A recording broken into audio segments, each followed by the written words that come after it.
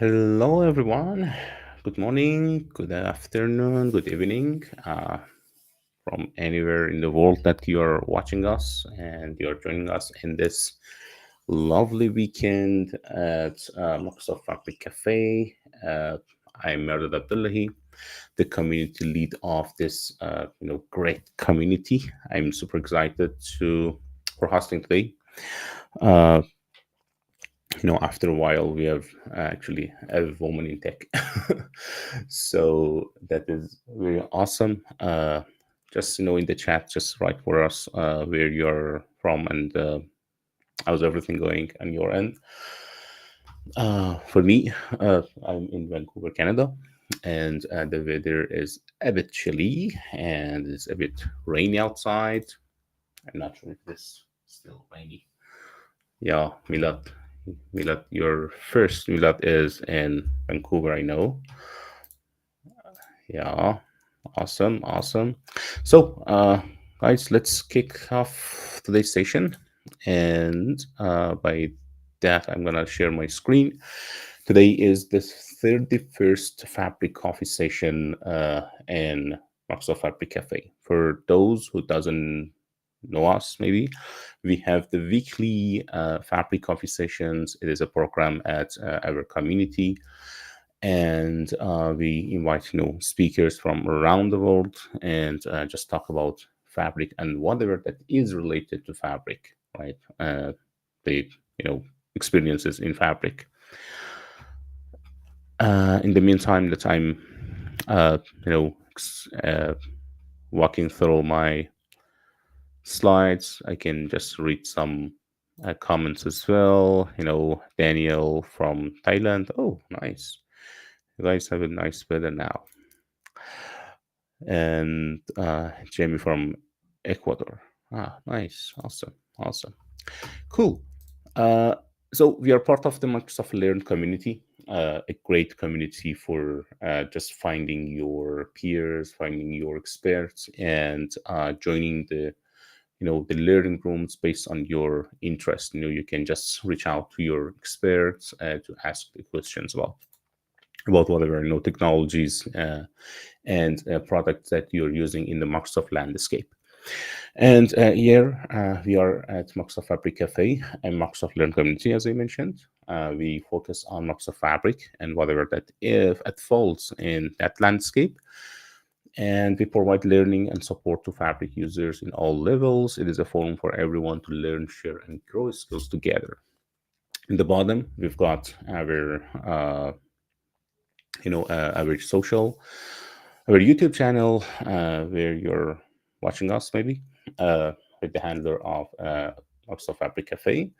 Feel free to subscribe to that and rewatch whatever sessions that we had in the past or for upcoming sessions to be notified.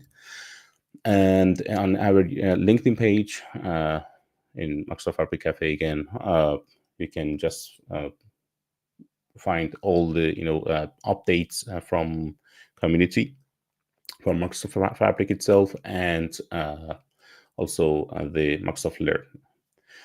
And we have also the meetup group that there you can find the latest announcements for the events. Cool. There is a code of conduct when we are actually attending the live sessions like this. Thank you very much for adhering to them. And in the past month, in April, we had two successful sessions. One of them was rescheduled actually. But the previous week was also a great topic with Greg. If you missed that, feel free to rewatch it on a YouTube channel. And for today, we have Paula García Esteban. If I hope I pronounced the name correctly. She can just correct me. But the topic is design systems for Power BI, transforming dashboard development. And I'm her host and your host today. So with that said, I'm gonna share my screen. Oh, before sharing, before inviting Paula. Uh, so our next meeting, which will be on Friday 9th in Vancouver at 6 p.m.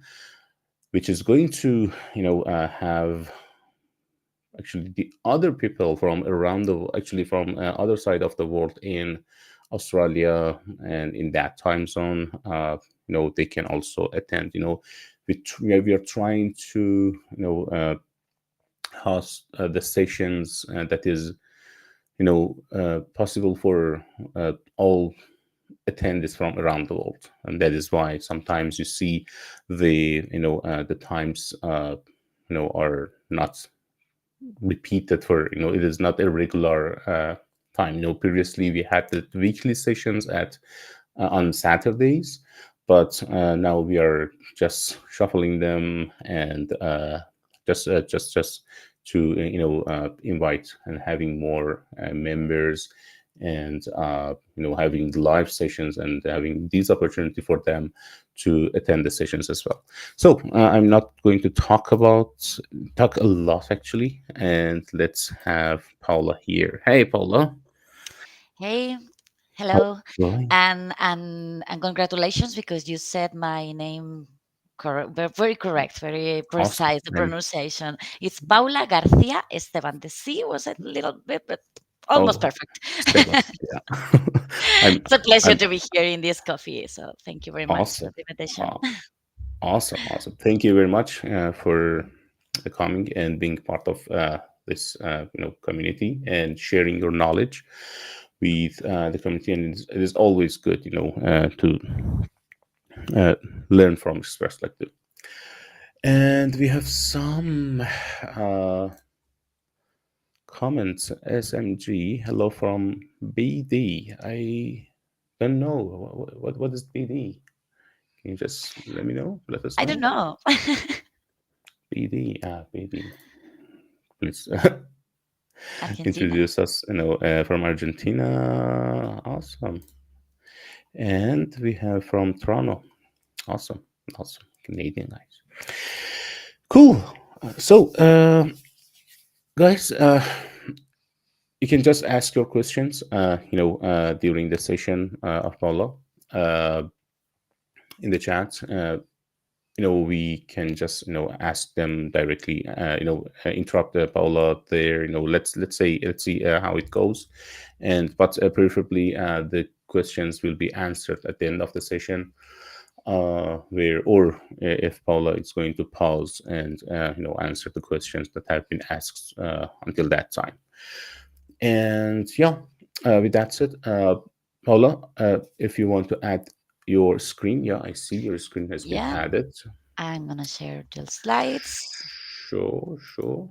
And we have Adrian from Germany, from Cole. Mm, Welcome, everybody. welcome, welcome, everybody. We have Jimmy from India. Cool, cool. Awesome. Uh, and Paula, stage is yours. And yeah, guys, grab your Okay, coffee and let's go enjoy the with this session. coffee. Cheers. Thank you. Well, thank you all for being here and yeah, and spend this time, this coffee with me and with this topic about design systems for Power BI. With the aim of transforming the dashboard development process and apply this styling, we want to call it this way, because I usually talk about data visualization techniques, but my approach when talking about colors or designs, it tries to be very practical in terms of being creators of solutions, of data solutions, more than beautiful dashboards. Okay, I really persuade or try to help companies to standardize their designs, and that's why to me makes a lot of sense to have a design system for your Power BI reports ecosystem in general, especially in those organizations when you actively generate more dashboards, you have a lot of users, you have a lot of workspaces, and sometimes it happens that the designs apparently seems to be very different from different words. And the thing is, you are a single department, a single professional creating or generating these dashboards. So that's why I think a design system it's really really useful and saves a lot of time. I will explain you later, and I'm gonna show you to you also in a demo. So keep online, and yeah, enjoy the session. Thank you for hosting me. My name is Paula García Esteban. Oh, there is a typo here. Okay, it's not Gracia, it's Garcia.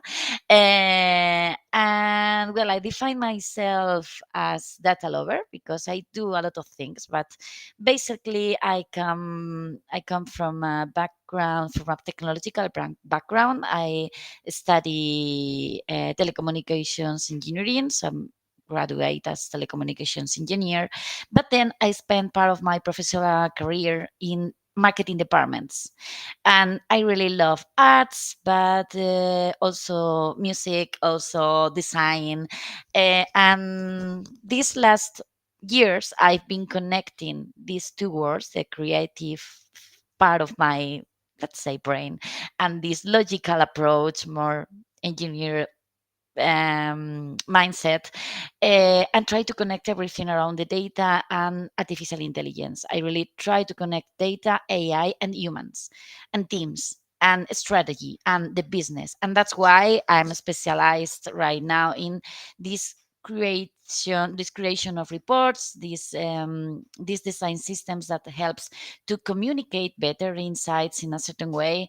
And well, I'm also, well, I work as freelancer. I give some training. Sometimes I participate a lot in the community, so I generate a lot of free content too. So if you want to follow me in LinkedIn, you will have access to all these resources, and most of them are in Spanish because I'm from Spain, but I'm starting to generate more in English. So yeah, hopefully you can understand and enjoy also and use them. So that's that's a little little detail that maybe impacts you when you try to follow my contents. But yeah, the idea is to generate more and more English content in these following months.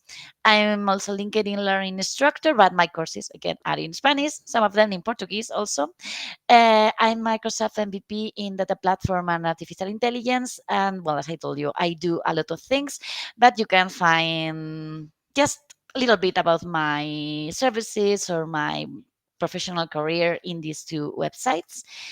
And one important thing I want to highlight, and I try to highlight, especially in international events or scenarios or stages, is that I participate in this group, and it's a Spanish initiative, and I think it's great because let's say we help between the women in Spain. We help each other to participate more and more in technical talks because our participation years ago was just a few.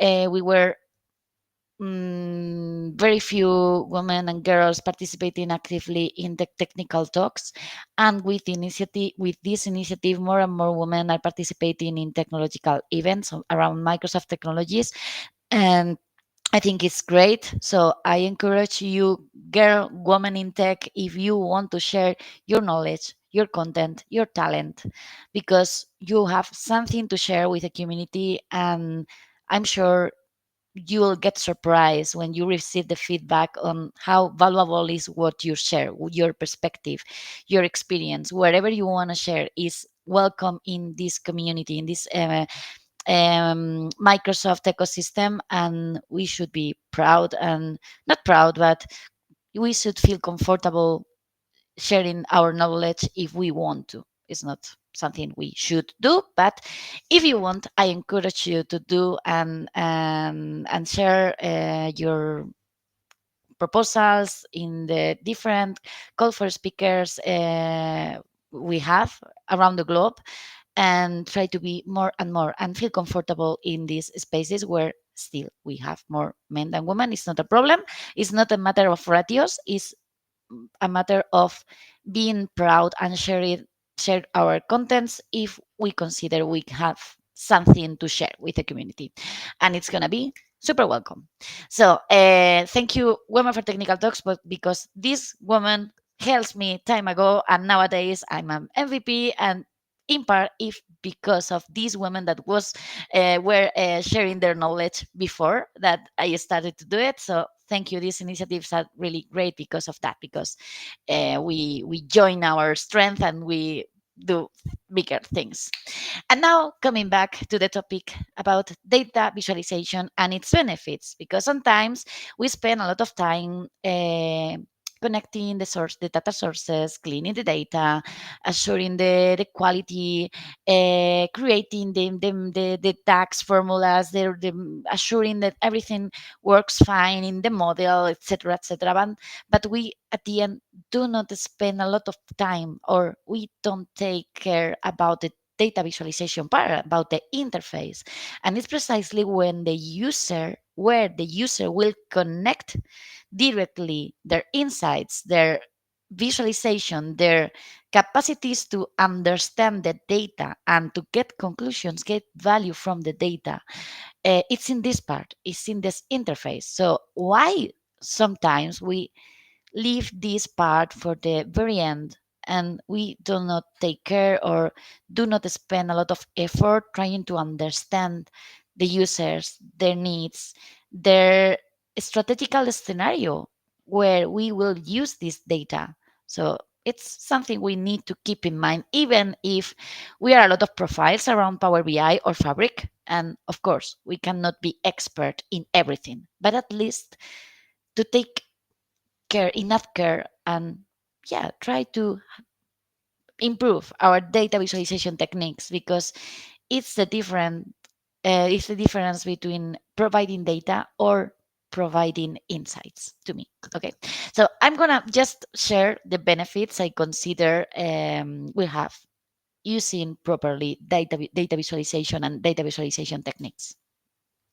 First of all, the first benefit I want to highlight today is it helps to capture attention and connect with the audience. And when we use the logo or the branding colors of a company, we really are engaging with the company, with their users, and they feel comfortable because they feel like in a global ecosystem, in somewhere where they are really comfortable. So let's use it because of that. Then it helps, the data visualization techniques help us to tell better stories, or enable exploration. Not always we need to develop a story around the data. And sometimes it's the user that generates this story, exploring the data, and they connect all the dots, so they generate a new story anytime, no? But the thing is, we need to use these techniques.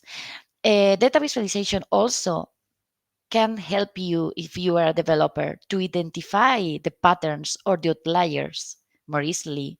So you have these key insights you need to communicate later and to develop a story with, for the users. So the data visualization techniques also helps you to understand better the data and understand what you need to share around this data. What are the conclusions of your analysis of all the time you have spent creating this model, connecting these data sources, etc., etc.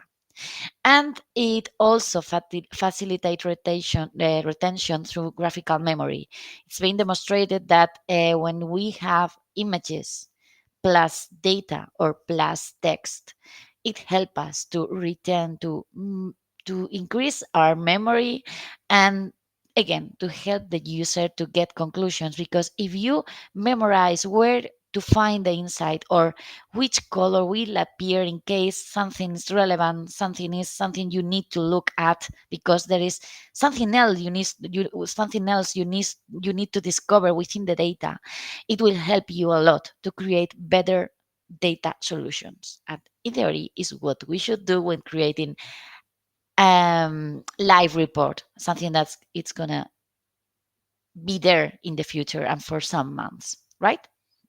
So well, data visualization has a lot of benefits. These are some of them.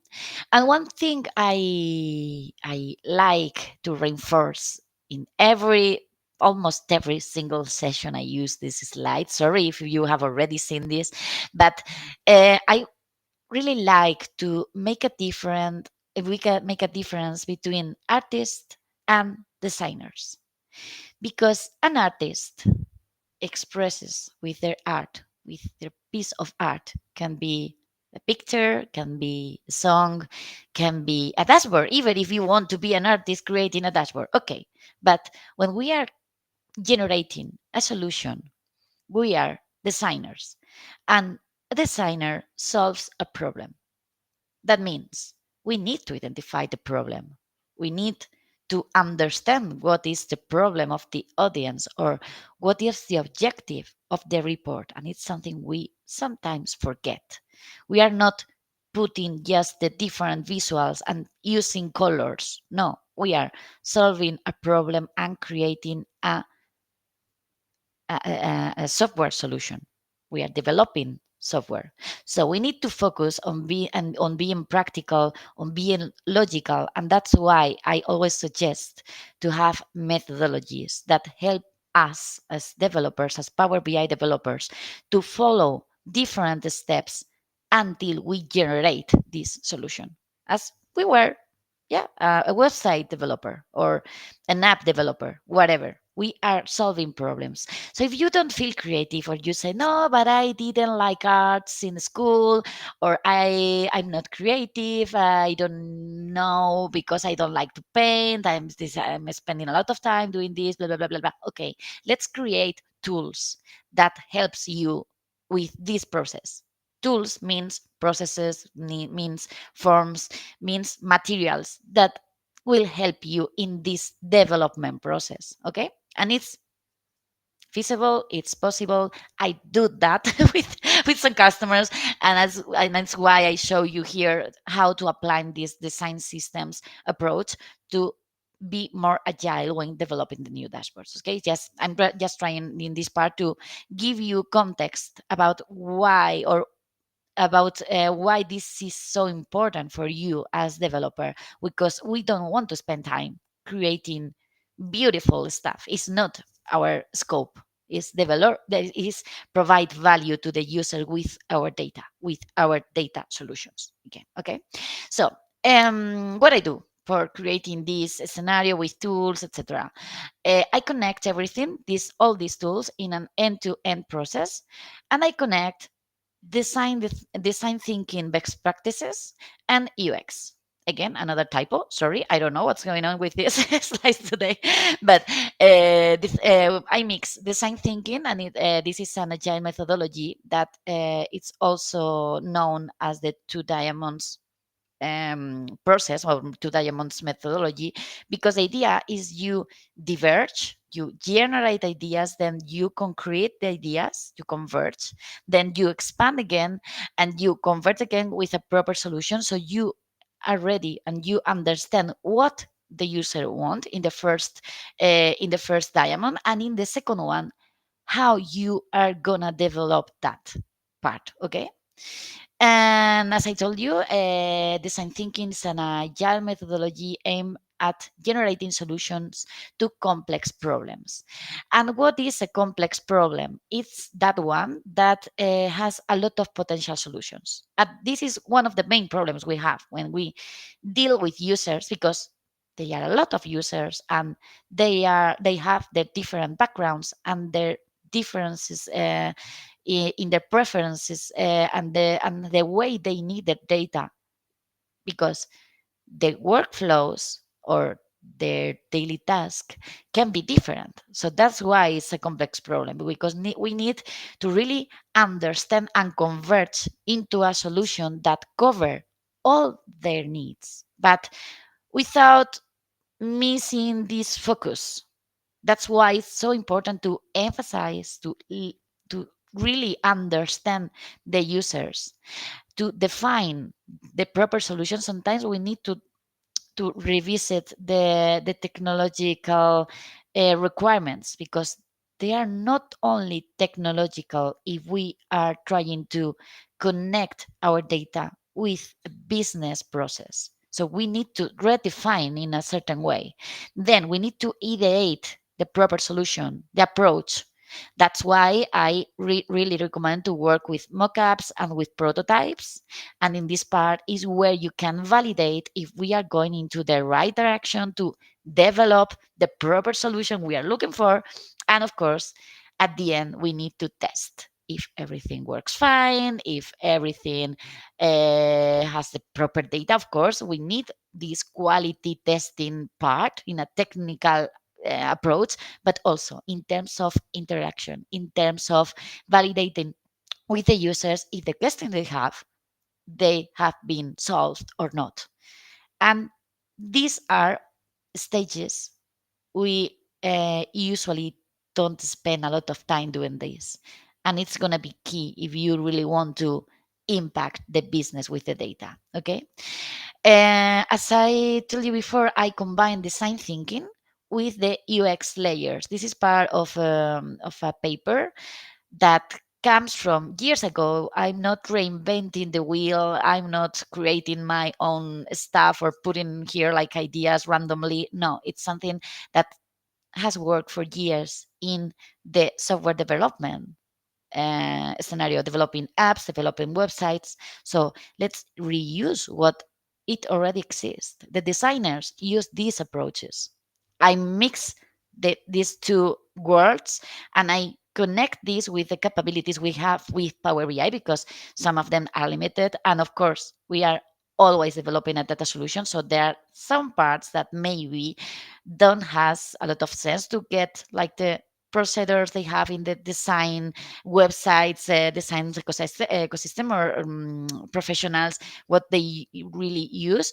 But we can use the best practices they have and bring to this Power BI site. Okay, and I really like this slide because if you can see here, we go through from an abstract approach until a concrete thing, concrete dashboard in this case. And we start from conception, and during the time, we complete our design. And which are these stages we have? We were developing or creating a building. No, we start from the user needs and the objectives, not from the site. No, because we are not web developers anymore. We are Power BI dashboard developers. So, what are the dashboard objectives or the report objectives? Then, content requirement, which questions we need, which KPIs we have, which are the functional specifications, how we are going to connect every single piece of information and how we are going to connect all these pages or this information, how we are going to develop the architecture in terms of how we are going to read them sequentially or we will navigate, how we will interact within the different pages. We will have a tooltip and a little window will expand. We will have a filter that allows me to filter by a category, by a country, by whatever. How the user will understand that he needs to click in a certain button for allow this exploration, for example. We need to put this information, the elements that are clickable, we should put them in the dashboard in a way that the user knows how what's gonna happen if they click, uh, understand that this button is some space they should click on, etc., etc. Okay. Then we have the information design again, how we place all the elements between the different pages, but also inside every single page. Then we can focus on the interface design and in the navigation design, and then visual design. So the colors, the logo of the company, etc., comes at the end because here's where you paint. Okay, in this part, you don't need open Power BI. We're gonna see it in the whole process, but keep the idea that you can abstract all this part up until you apply the visual design. So you can evolve your idea really a lot only with this, and you can do all of this with a paper and then apply the visual, the design system we're gonna see. Okay, and it's where you really get faster in this design approach. Okay, in case you're interested in knowing more about these layers and what they include, etc., I really recommend to find this paper on internet. As I told you, look the date, the date, so it's not new, and yeah, you can read more about this paper about the elements of user experience, and I really recommend to have this general understanding of procedures. As I told you, these are all the tools I use or I try to adapt to the different customers to help them to optimize the design process. One-to-one meetings, generating personas, creating forms, working in focus group, in workshops. Of course, we need a technical definition, but also a review for the content requirements, UI UX requirements. For example, the display, they are gonna consume the report on the go or not. What is going to be the definition of success, how we are going to develop our minimum valuable product. We need to have that. So with this, we precise, we concrete what we need, and then here we develop the approach and connect all these ideas to generate something, a prototype that really help us to validate. And then once we have validated the general idea, we open Power BI, we apply the design system, we make this technical validation, and finally we also apply usability and accessibility testing in the service of Power BI, where users generally consumes these reports, not our interface, not the Power BI desktop, but the online app. Okay. And which elements we have in Power BI? Just a fast reminder, because I guess you usually design Power BI dashboards. If you're here, we have visuals. These are the main element for communicating with data. We have slicers. I recommend to use them sparingly, so not a lot. Not try to put slicers and slicers and slicers within a page, because one, you don't have a lot of free space to use with slicers, and because when you have a lot of slicers, maybe you need to review the architecture of the information and how many pages you have and how the user it's gonna navigate, it's gonna develop their insights navigating through the dashboard and the different pages and elements you have. So take care with the slicers, do not abuse of them. And then we have buttons for page navigation, for bookmarks, and generally facilitates navigation through intuitive icons. And that's super important. Please take care about the buttons, the icons you use, and the task and the thing that happen when you click in a button, because sometimes we see really weird things. Okay, and how we can help the user to understand what to do with these buttons, or what to do with the whole report, how they are gonna be navigating through the report, including context. That means materials, instructions, descriptions. It's something we need to include, as we were app developers. If you install a new app in a mobile phone, a good new app, you usually don't get lost. Why? Because they put context, they put messages, they put instructions that let you understand easily where to click. And if you click, what's going to happen? So let's copy the best practices again from these professionals. Okay, these are the main ribbons we have with all the materials when we are in a designer mode, let's say. I'm sure you are familiar with this. And let's talk about the themes we have in Power BI and the differences we have when we talk about design systems, because a design system or a theme in general should be more that the things we already have in Power BI, And of course, it's much more than colors. It's fonts, it's structure, it's a header or the different headers with primary and secondary navigation. We're going to check a little bit what is it. We need to have style for buttons and the different states we should set properly in the buttons. We can have help elements and descriptions and a tooltip style and everything you imagine you are gonna use or everything you need because you have already implemented in certain dashboards in the company. So if you apply this new restyling, you will need these elements to complete the functionality you already have in your previous report. So you need, when you develop your design system, you need to identify everything you're gonna need, you potentially will need in the future, but of course, the things you already have implemented in your reports. So you cover every single scenario and then you can standardize. What I mean when design within visuals, it's related to font, contrast, but also, for example, labels. How you highlight the main KPI you want to show within a visual. For example, here we have highlighted the sales because we decide this was more relevant than the profit, and we use the contrast and the color and these differences to create different layers and to allow the users to identify faster the sales. And then, if they want more, they focus their attention in the second layer of information that is the profit in this case. Okay.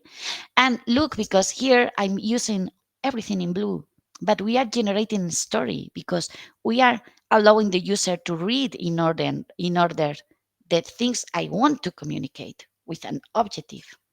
And my objective is to communicate the sales. In this case, by country, whatever, doesn't care. Okay. But this is something you can define for your whole organization. Your basic design is going to be in blue with square, for example. We can take care about the enclosure. We are going to use these squares to organize everything in the reports and to follow the same design, the same feeling around all our report ecosystem, or not, or we want to be more softer, more minimalistic, let's say, and not use it. But you need to define these kind of details, and your solution is going to be perceived much more professional. Okay. Then about the buttons, we need to identify at least first and second level interaction buttons. What does it mean? The main ones, the more relevant, should be like to the user, should be more impactful to the user. And we can use color to highlight where to focus attention. But sometimes we have, imagine, 4 buttons or a menu, a header with a secondary menu. In this case, we need to have different designs for those that belongs to this primary level and the others that are going to be seen in a secondary layer. If the user need it, we'll find it. But first, it's gonna check if the option have that they have in the first level are more relevant, and then continue reading and exploring what they can do within our dashboard. And that's very important because these are all little details of designs, but it's the way we have to let the user understand where to click, how to navigate, etc., etc. This is for menus, this is for buttons. But remember, we need to think about this and standardize. Why? Because once they have understood this is a button, they're going to recognize it in a new dashboard. And the experience of the users is they're going to have this knowledge. They're going to feel comfortable using your reports, and it improves the experience. But what is more important, it improves the quality of the dashboard. It's not the data quality, no, but you are generating a powerful solution, a solution that the users really want because they feel comfortable when analyzing. Okay. So remember, please, to set up the states properly and to define the different styles for your buttons. Remember, you have the options here, and you can define the default state, the on click, the when you press the button, etc., etc. Okay. We can also include contextual buttons that requires also a design, not super impactful. This should be more minimalistic, more tiny, more small, more integrated in the general design. So they don't get a lot of attention, but in case they need help or they need extra information, we have them for the users to let them understand where to click and when to have the description. Or a video training we delivered time ago, and we have the recorded session here, and we can put just the link to a YouTube session or an internal folder where you have the documents that explains the different KPIs you have within the dashboard. And it's really useful for the user.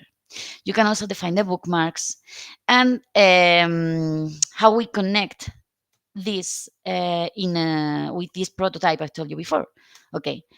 I really recommend to start a design with low fidelity mockups. That is something you can do with a pen and a paper, or in a I don't know, any tool in Power BI, in PowerPoint. Sorry, not Power BI. You can do it in every tool and in a simple paper. Okay, so it's a way to start organizing all the pieces of information we will have, also the different pages we're going to need, and then this helps you to create the prototypes. We can also work with layouts using these wireframes that are these arrows that connects in a logical way how the navigation is going to happen within the different elements we have. And even if you think this is more work, it really helps you to save time. Why? Because a prototype in a paper, you can evolve it and generate a new one in seconds. Don't has to be perfect. And it's a way to validate the concept within spending time on Power BI. That put in every single element, put the data, put everything requires more clicks, more minutes, more time, more effort. And we know how valuable is our time, right? I also recommend to use this tool because it has a free plan. It's mockups.com, and you have a lot of elements that really are close to the designs we can achieve in Power BI, and allows you also to put certain interaction basic enough to generate all the interactions we have in Power BI, or most of them, the most common, let's say. So it helps you also to validate with the business if the navigation is going to work for them. So it's pretty cool if you want to have a look, or if not, follow me, because sometimes I give sessions around this topic. So yeah, maybe it's useful.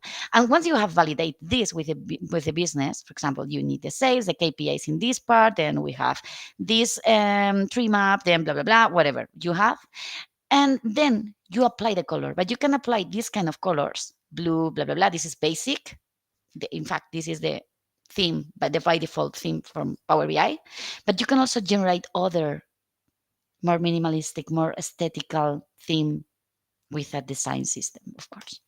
Or you can also have a brighter or more impactful one in this high contrast design. This is, well, I love these reports. I created them time ago, and I generate different for showing that the colors doesn't care about how you distribute all the elements within a report.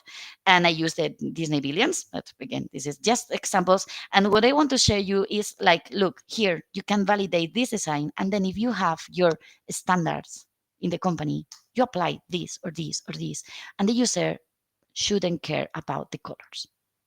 The user should spend time letting you know if you have placed the right visual, the right element, the right KPI, the right metric in the proper position to generate that story, that storytelling. Okay. This is not about I like blue. Please put this graphic in blue. No, we need to avoid this kind of conversation and spending time on this kind of topics.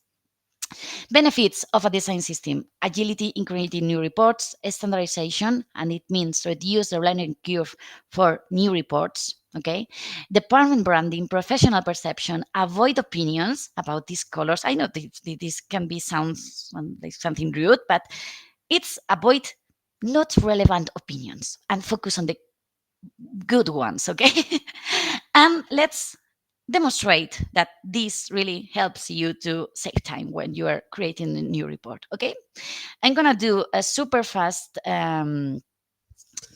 change about this report. You see here we have some visuals with certain numbers. Do not focus on numbers on what we have here. I just want to show you how to apply this design system.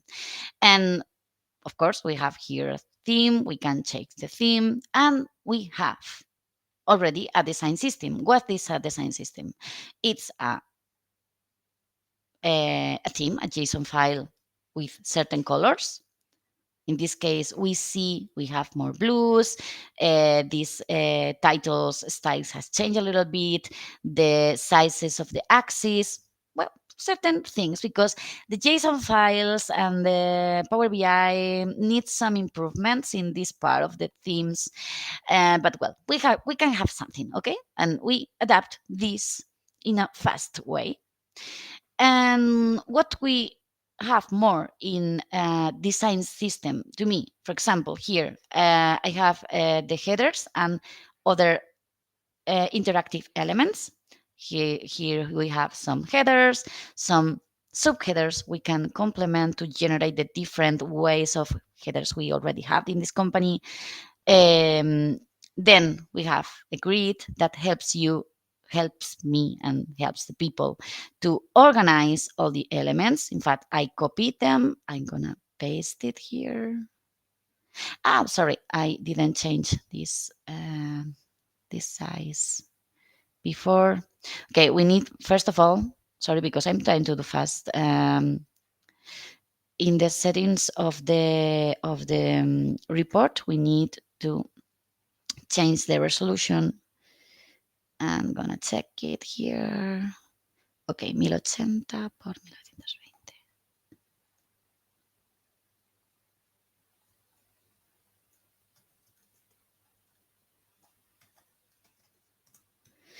Okay, now we have it. We had this grid that helped us to organize all the information. We're gonna put in the last part of the last layer. And well, we have copied it.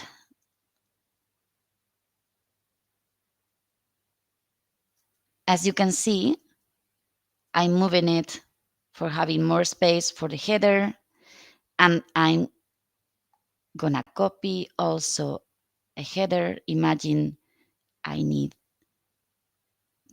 this one because of the characteristics of my report. I need this alert, so I can put it here. As you can see, some of them are gonna be break or broken because we don't have the same data, but this is not a problem, and I'm going to show you also. Imagine we have this and we need to organize the different visuals, and we use this grid. Sorry, because I don't know why when I click today. Okay, as you can see, the grid helps you to align everything in an easy way and create this layout, this organized layout, and having everything aligned with the different spaces, keeping always the same distance, and making or creating dashboards in a more professional way. Okay, so the idea is you can put everything and align everything.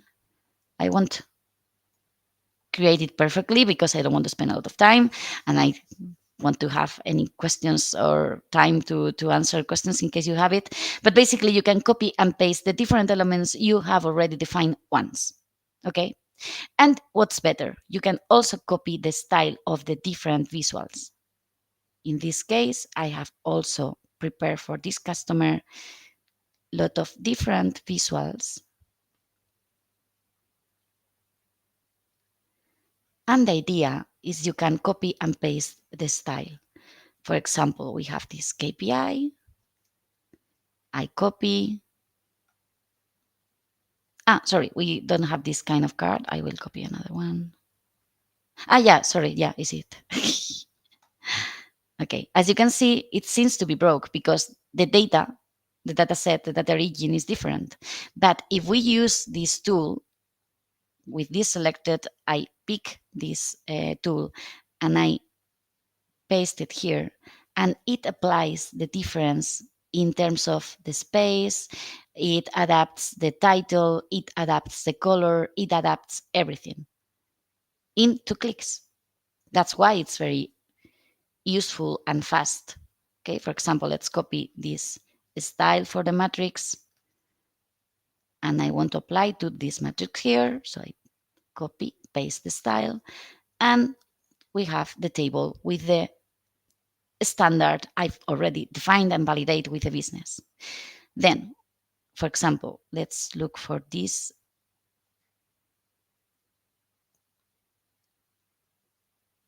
or let's use this one. I copy and paste, and again, we apply the style. And as you can see, we have the labels with the same style and definition we previously have. So it's very fast when you have create this kind of materials, okay? Of course, this is a whole and complete approach with the headers, the contextual information. If you can see here, we have a secondary navigation in the that is is thought for having in the bottom more extra information. We have a lot of interactive elements with the different styles for the different buttons. We have different kind of headers with dates about the last actualization, with a lot of details. For example, coming back to the main page when you have a drill through or something, and we have considered a lot of scenarios. So you can do something easier or faster for you if you don't need so many elements. But at the end, if you standardize it once, you spend time once, and then you only need to apply. And as you can see, it's very, very fast. Okay. It's not perfect, but it really helps to save a lot of time. These materials I've shown you, it's part of a business case I published because I was authorized by the customer. If not, I won't share anything about my customers, but I was authorized to share these examples for trainings and with the community. And I recommend to have this JSON and also the PB files with these materials, but also guidelines with the best practices, how to use color, how to not use color, how to put the titles, the sizes of the different fonts you need, etc., etc. The more, the better. The more complicated. But at the same time, it's like, okay, which kind of company are you, and which requirements you have in terms of your whole ecosystem of reports. You can check this case study, not because I want to sell my services. Also, of course, if you are interested, you can pick me. But the idea is you have here the explanation of how I develop everything, starting like the approach of the project, let's say, because I start doing an analysis, then create the theme, then validate the templates with the business, with different stakeholders, then generate the guidelines, the training, then more sessions to generate the apps. And the idea is you can afford this in 1 month or in 2 months maximum, and you really have something that is aligned with marketing, with your stakeholders, with everything, and it's really useful. Okay, this customer publish officially that really helps them to save time when developing dashboards, and it has optimized their workflow when working and developing new dashboards. And remember, this is a part of an end-to-end process. If you spend more time here understanding the business needs, and you automate or you have the proper tools here, and then you apply the design system in literally minutes from every single page you have. That maximum 1 hour for report, maybe if you have already defined good all this part, you are gonna save a lot of time when delivering, and what's more important, to have a faster delivery. Why? Because you can keep working in your sprint on in your data procedures, and you can disconnect all the conceptualization on the all the tools that helps you to create these prototypes and validate with the business, and then you end up here faster because you disconnect. You don't wait until you have the data to create something then that you show to the user. You connect everything from the very beginning, and you start to understand the real business needs while you are connecting the origins, etc., and you deliver faster. And this is an agile approach to keep the dashboards as live project. And of course, you will have new requirements, UX improvement, bugs, whatever life happen, and dashboard are always live projects because of that. But you're gonna get more valuable impression and insights with the business. That was all from my side. Thank you. And I don't know if you have any question. Of course, follow me if you are interested in this kind of topics, because I participate a lot in the community, and well, it's been a pleasure to share these ideas with you. Awesome, awesome. Thank you very much, Paula. That was really great. Initially, you have started with the initiative of women in tech, which is really grateful, and you know I do support that. Mm. Everyone supports that. We are inviting more actually ladies to the communities, and just share their experiences, share their knowledge. As yeah, I think in the current month we have two, Yeah, yeah, it's been it. including That's you. great. And also, thank you for including me. So yeah, of course. Sometimes we need to Thank you. share our ideas and to yeah to write in For the sure. first Yeah. speakers. Mm. Cool. And there are, I think, two questions and some greetings. The first question is coming from Adrian. How do you compromise between flexibility in navigation and limiting the slicers? Identifying properly the workflow of the user. I mean, if you have this flexibility, is not should not be limited, but if you have the clear business questions you need to solve, you can really guide the users. So you don't need all these slicers. But when how you achieve this level of knowledge with the proper interviews, with the proper understanding of the business, with this collaboration during the conceptualization process with them. So it's a matter of communication with the real users, the stakeholders, and try to connect this business side. It's close to that. It's a difficult Yeah, question. Sorry, it's very open. for sure it is. Yeah. But the way actually you were talking about the architecture of you know your reports, and the layers of those UX. It is not only creating the graphs, right? It is not only creating the maps. All of those insights, all of those visualizations must help actually the organization to have a better decision about the Mhm. business, right? And they are not there for some sort of art, or because of they have a good color, or they are good, in good shape. I think each individual graph in your reports must say something, right? And must add value to the organization, the whole Mhm. organization. And it should be very impactful on the decisions. So the other question, which is also my question from Alexandra, that how do you test your Power BI reports? You need to involve the users. meeting one-to-one meetings or certain dynamics in the within the teams. And there are different approaches. Let's say we can standardize how you test them, and for example using the SUS, the system usability scale. So it you get a note for every single report, but also you can develop a proper experiment and force, not force, but invite the user to have an answer from a dashboard. For example, okay, how was the increase of sales the last month?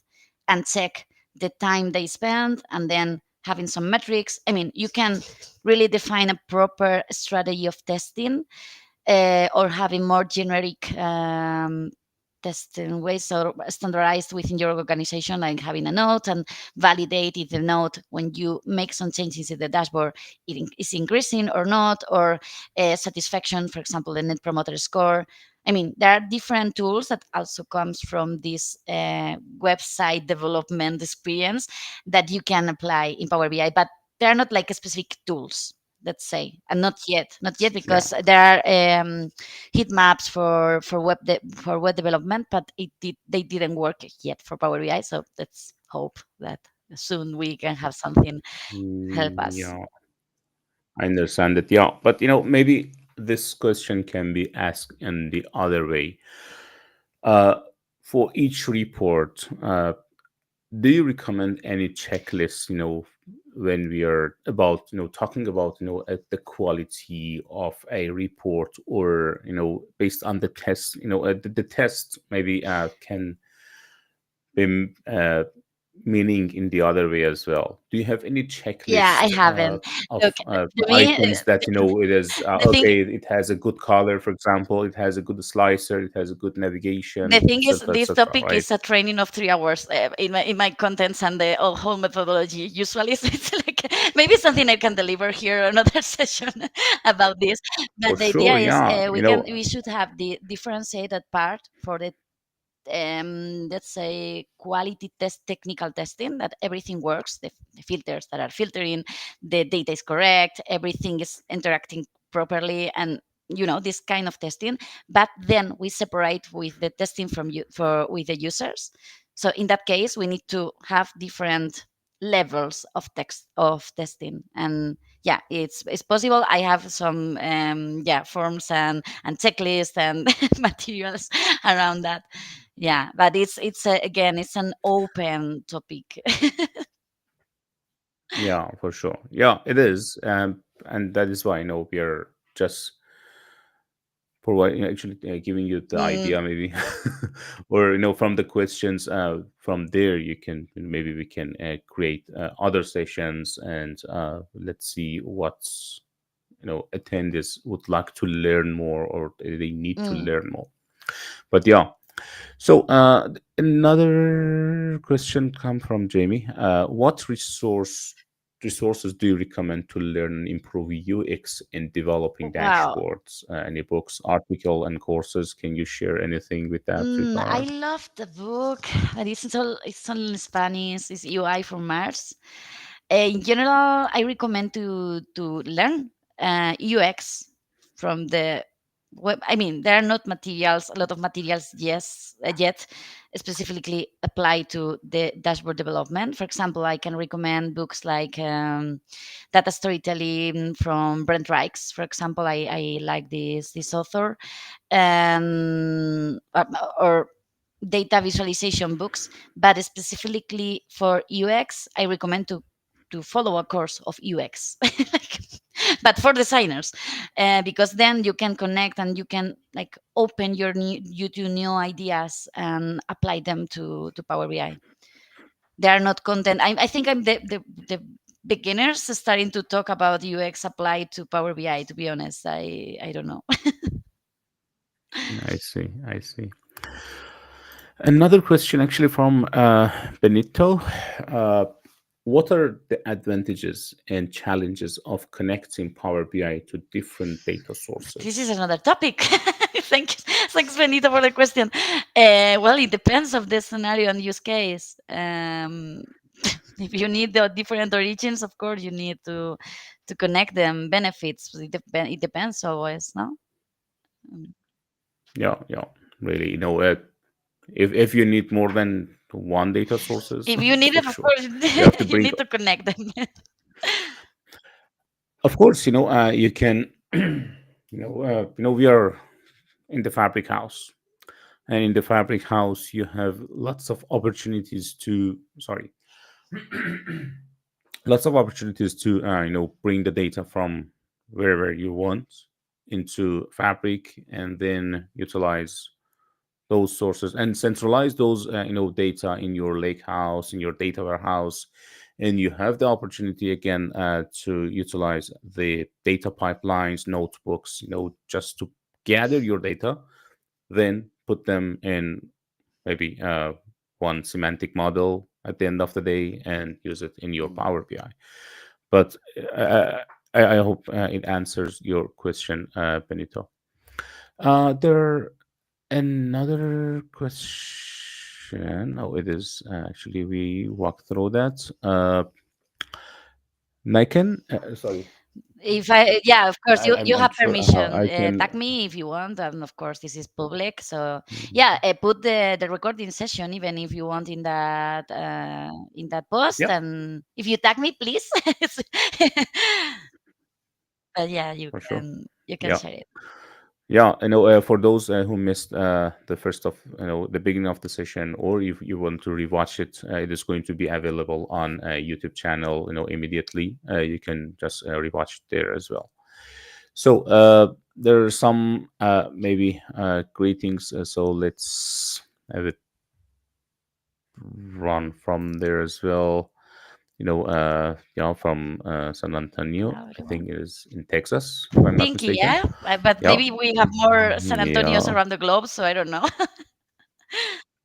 yeah, from maybe. California. But yeah, from California. Yeah, Benito is from California, and yeah, we have Shamim here as well. Thanks. It was very grateful.